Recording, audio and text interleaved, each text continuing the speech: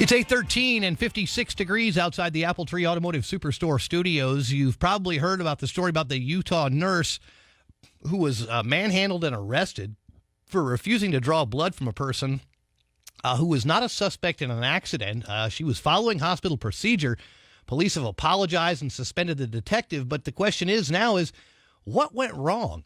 Joining us to talk about that, Dr. Alex Del Carmen. He's the executive director and professor at the School of Criminology, Criminal Justice, and Strategic Studies at Tarleton State University. And Dr. Del Carmen, thanks so much for your time this morning. We always appreciate it.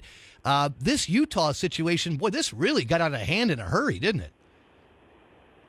Good morning, and thanks for having me again. Absolutely. So what we have here is we have a police officer that is requiring a nurse to draw blood from an individual that has been accused of driving while intoxicated without a warrant. And the nurse did everything that she had to do, which is to ask the police officer for a court-related warrant. Otherwise, she wasn't going to draw the blood. Mm-hmm.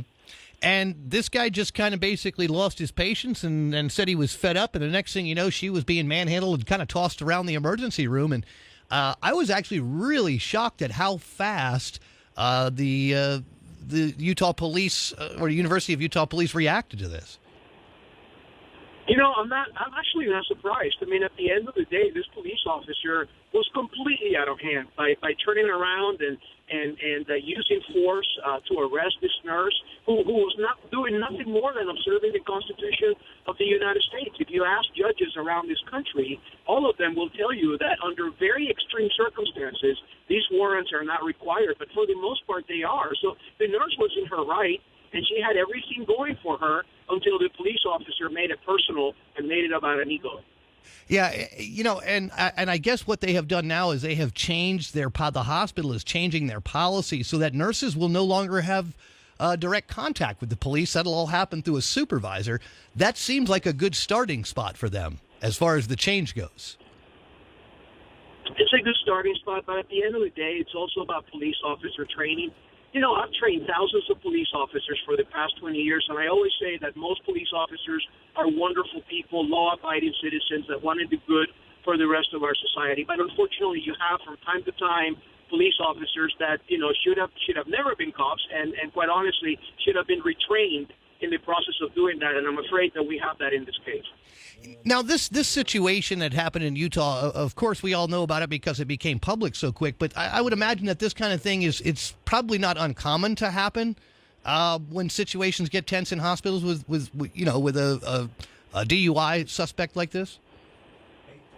You know, there are circumstances when police officers, particularly when they see an individual that is driving while intoxicated and they see the harm that they create. Somebody's death or perhaps a wreck of a car onto somebody's house, that the police officer then becomes emotionally attached to the case.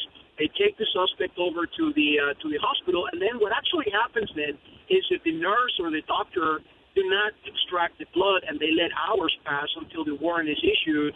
Part of the problem is the alcohol level will begin to diminish. And at that point, the officer is going to have less of a severe case against the suspect than previously noted. So it does become an emotional issue for some cops, and unfortunately, this happens from time to time. But the use of force is what makes it very, very rare in this particular case. It's certainly they certainly reacted quick to it. I'm sure we'll probably see some more changes in policies and whatnot. Now, my next question, and I know you can't give us a definitive answer. Do you think this police officer keeps his job? It's going to be very difficult to do so, particularly because social media has made a point of showing this and showcasing this all over the world. So I am certain that police department right now is reviewing all the policies that were violated, constitutional rights. So this becomes now an internal matter. It becomes a criminal matter, and it also may potentially become a civil matter for the police officer as well. Unbelievable. My guest this morning, Dr. Alex Del Carmen. Doctor, thank you so much again for your time. We always enjoy having you on, and we'll look forward to catching up with you real soon.